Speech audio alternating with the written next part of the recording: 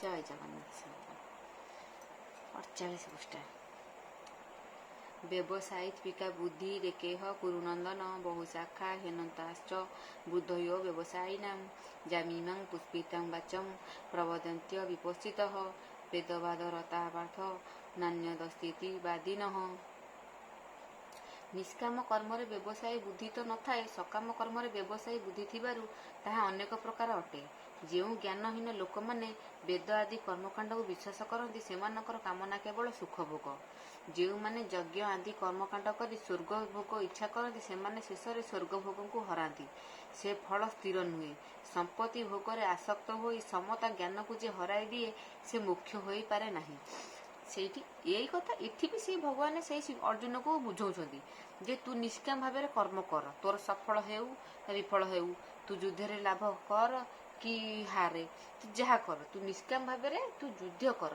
ତୋ ଧର୍ମ ହେଲା ଯୁଦ୍ଧ କରିବା, ତୁ କେବଳ ଯୁଦ୍ଧ କରିବୁ, ତୁ ଯୁଦ୍ଧ କର, ତୋର ଯାହା ତେଣିକି ତୋ ଭାଗ୍ୟରେ ଯାହା ଥାଉ। ଭଗବାନ ଭଗବାନ ହେଲେ ବୋଲି ସିଏ କ'ଣ କହିଦେବେ କି? ସିଏ ତ ଜାଣିଛନ୍ତି, ସିଏ ଜାଣିଛନ୍ତି ଯେ ପାଣ୍ଡବମାନେ ଜିତିବେ, କିନ୍ତୁ ହେଲେ ବି ସିଏ କ'ଣ ସଖା ହେଲେ ବି ସିଏ କହିଦେଲେ କି? କହିଲେନି ଯେ ତମେ ଜିତିବ, ତମେ ଯୁଦ୍ଧ କର। ନାଇଁ, ଯାହା ଧର୍ମ ଯାହା ସୃଷ୍ଟିର ନିୟମ ଭଗବାନ ସେୟା କରିବେ। ନିଜ ଲୋକ ହେଲେ ବୋଲି କହିଲେ, ସେ ଅର୍ଜୁନ ତାଙ୍କର ପ୍ରିୟ ସଖା, ଅର୍ଜୁନକୁ ବହୁତ ଭଲ ପାଆନ୍ତି ଶ୍ରୀକୃଷ୍ଣ, ହେଲେ ବି ସେ କ'ଣ କହିଯାଇଥିଲେ ଯେ ତୁ ଯୁଦ୍ଧ କର, ତୁ ବା ଜିତିବୁ, ଯୁଦ୍ଧ କର? କହିନଥିଲେ କେବେ ବି। କାହିଁକିନା ଭଗବାନ କେବେ ବି କାହା ପାଇଁ ଅନ୍ୟାୟ କରନ୍ତିନି।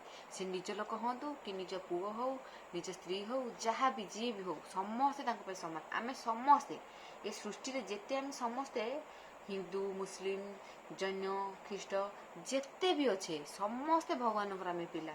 ଆଉ ଆମ ସମସ୍ତଙ୍କୁ ସମାନ ଭାବେ ଗୋଟିଏ ଧୂଳି କଣା ବି ଭଗବାନ କାହାକୁ ଏପଟ ସେପଟ କରନ୍ତିନି।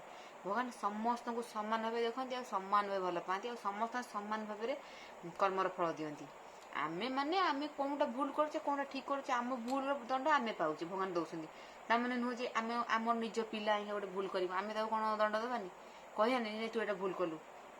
ସେମିତି ଆମେ ଯେଉଁଟା ଭୁଲ କରୁଛେ ଭଗବାନ ଆମକୁ ଦଣ୍ଡ ଦେଉଛନ୍ତି। ତା ମାନେ ନୁହେଁ ଯେ ଆମକୁ ଭଗବାନ ଭଲ ପାଆନ୍ତିନି। ଭଗବାନ ସମସ୍ତଙ୍କୁ ଭଲ ପାଆନ୍ତି, ସମାନ ଭଲ ପାଆନ୍ତି। ଆମର ସେଇଟା ଭ୍ରମ ଯେ ଭଗବାନ ମୋତେ ଏତେ ଦୁଃଖ ଦେଲେ, ଭଗବାନ ମୋତେ ଏତେ କଷ୍ଟ ଦେଲେ। ନା, ସେମିତି ଆମ ଭାବନା ହିଁ ଭୁଲ। ଭଗବାନ ହେଉଛନ୍ତି ଆମ ବାପା, ଆମ ମା, ଆମର ସବୁ କିଛି। ସିଏ ଆମ ପାଇଁ ଖରାପ କାହିଁ ଚିନ୍ତା କରିବେ? ଆମ ପାଇଁ ଯାହା ବି ସେ ଚିନ୍ତା କରିବେ ଭଲ ଚିନ୍ତା କରିବେ, ଆଉ ଯାହା ବି କରିବେ ଭଲ କରିବେ। ଯେତେବେଳେ ଆମ ସାଙ୍ଗରେ ଯାହା ବି ହେଉଛି ଭଲ ପାଇଁ ହେଉଛି, ଏଇ ଭାବନା ସବୁବେଳେ ରଖନ୍ତୁ। ଭଗବାନ ଉପରେ ସବୁବେଳେ ବିଶ୍ୱାସ ବି ରଖନ୍ତୁ, ଦେଖିବେ ସବୁ ସମସ୍ୟାର ସମାଧାନ ହେବ। ଜୟ ଜଗନ୍ନାଥ।